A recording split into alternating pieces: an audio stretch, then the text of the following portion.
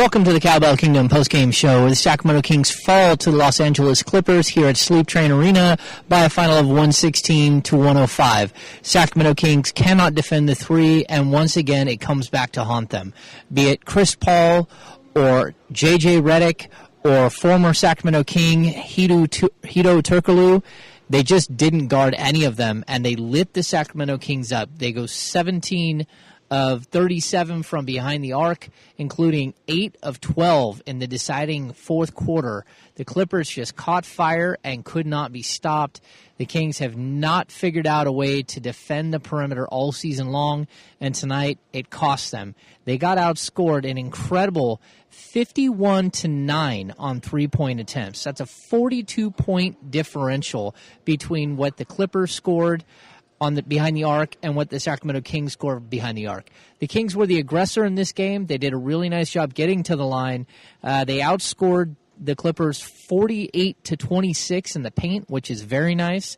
They outshot them at the free throw line 26 of 32 to just 9 of 13 for the Clippers. You can see that the Kings were definitely the aggressor in this game. They just have a critical flaw in their game, and that's their inability to defend behind the arc. All right, let's get to some of the keys to this game, the highlights of this game. Rudy Gay, no DeMarcus Cousins tonight. He missed the game with a strained right calf, I think it is, and he should be back by Friday. In fact, George Karl said in pregame that if DeMarcus wasn't back by Friday, he would be suicidal. He had told Cousins that, and we asked him, well, what was Cousins' rebuttal to that? And he said he just laughed. He didn't slide a gun across the table or anything to him. So some brevity there from the coach of the Sacramento Kings. So let's get to Rudy Gay, 23 points, 4 assists, 6 rebounds, 3 steals, but he goes just 6 of 19 from the field, 0 of 5 from behind the arc. He could have done more, especially when you consider that he is up against Hedo Turkoglu, who is 35 years old and has seen better days. He hasn't hardly played at all in the last 3 years, but tonight he was very good. Andre Miller and his old man game, he just brings such a difference to this team. It's really amazing. Tonight he goes for 16 points and 4 assists. Not huge assist numbers, which is what you need, but he did some amazing things. I know early in the game he had to guard Spencer Hawes in the post and shut Spencer Hawes down on a rotation. Then on the other end, he actually backed Spencer Hawes down and scored over him. You see him do the same thing to Chris Paul a couple of times where he went right at Chris Paul, backed him into the paint, and then scored over the top of him. This guy is just bringing so much to the Sacramento Kings. Let's cut to George Karl talking about the influence of Andre Miller on the second team. It's the second night in a row I think our bench was better than our starters, and it seems like Andre's doing a great job of getting a personality almost every night from the bench. And I think, again, the guy that can make basketball plays without running plays is kind of the guy I'm looking to have. I like a flow and a rhythm just to play basketball. Sometimes we get it, sometimes we don't with this crew. All right, rookie Nick Stauskas has another nice game. He has 13 points tonight on 4 of 6 shooting, 3 rebounds, and an assist. What we're seeing from Stauskas is he's really starting to build. He's starting to get some confidence. He's starting to shake off those rookie jitters. Karl, again, talked about Stauskas during the post-game scrum.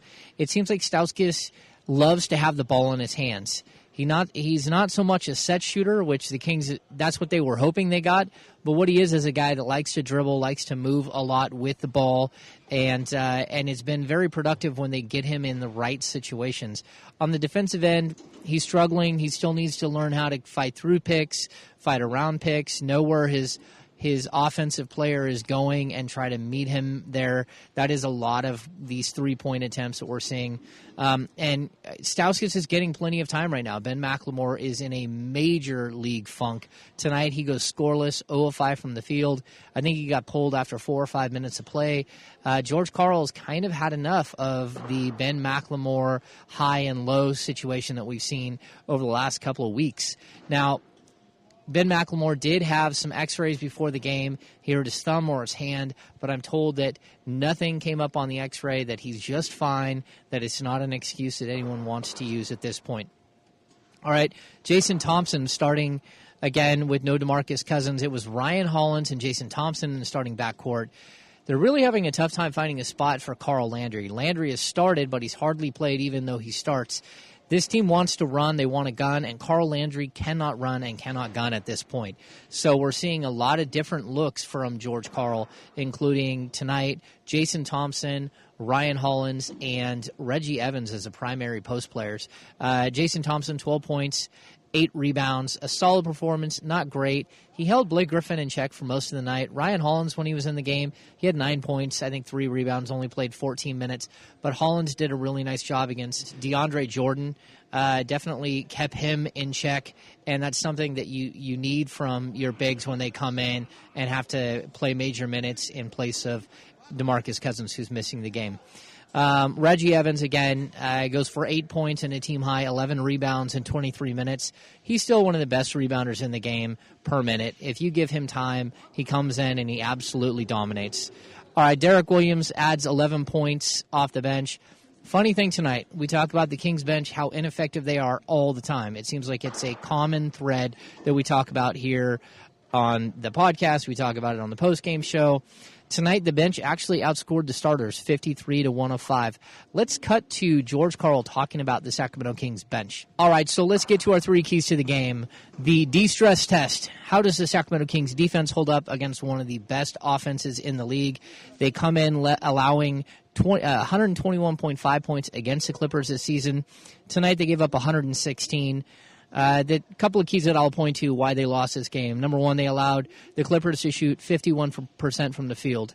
The Clippers shoot 45.9% from behind the arc. Again, 17 of 37 from behind the arc. And the last thing is they gave Chris Paul way too much space. Chris Paul had 11 assists. The Clippers had 27 assists as a team. When you allow a point guard like Chris Paul to get loose and to have space around the perimeter, he's going to eat you alive, and that's exactly what we saw tonight. It's what we've seen over the course of the Kings playing against Chris Paul. Chris Paul is one of the game's best point guards, probably the best pure point guard in the game right now. The Kings sorely miss Darren Collison in a game like this. He likes to get into Chris Paul and sort of wreak havoc with him. Tonight, again, you haven't had Darren Collison for a while, and you're going to have to live without him for a while. And for the rest of the season, most likely.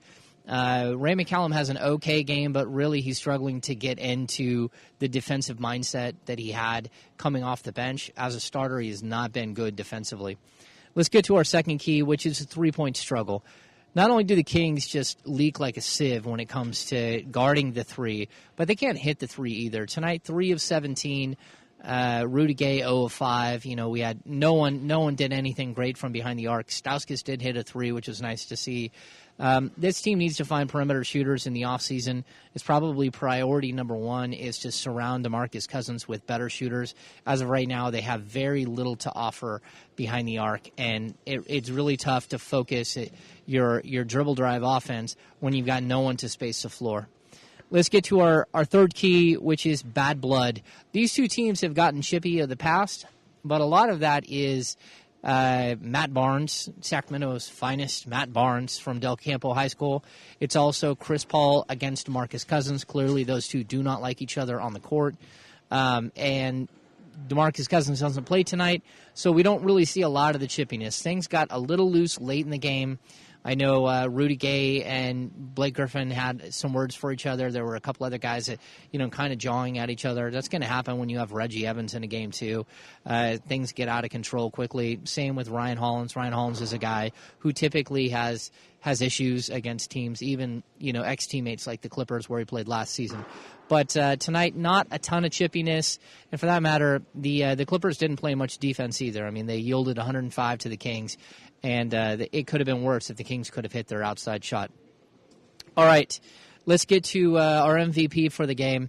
Certainly it's Chris Paul. Chris Paul is the man. He's just such a great ball handler and an orchestrator. I mean, he really finds a way to make his entire team better all of the time. And tonight, he's a difference maker in this game. J.J. Redick has 27 points, which is a very nice total. If you look at their backcourt, 57 points off the the backcourt of the Clippers. Now, that's more than the Kings starters or bench scored if you divide the bench and the starters up. So definitely a solid game for those guys. The Kings bench did do a good job. They outscored the Clippers bench 53-15. That's nice. The Clippers have a horrible bench. Without Jamal Crawford, it's even worse. And they're going to have a really tough time in the playoffs when it comes to foul trouble for a guy like DeAndre Jordan and just, generating any sort of offense off that bench. Right now, that bench is not good. Again, Hedo Turkoglu turns in 19 points, 19 for Blake Griffin with 10 rebounds and 5 assists. A quality win for the Clippers, who are marching towards the playoffs. All right, that's going to do it for this edition of the Cowbell Kingdom postgame show. Thank you to Kamani David for all of his video and editing work on this piece. It was St. Baldrick's night tonight, a super fun night. Good to see all of the donations roll in for St. Baldrick's here at Sleep Train Arena. We'll be back on Friday night when the Kings take on yet another big game here in Sacramento. So I'm James Ham. Thanks for tuning into the Cowbell Kingdom postgame show.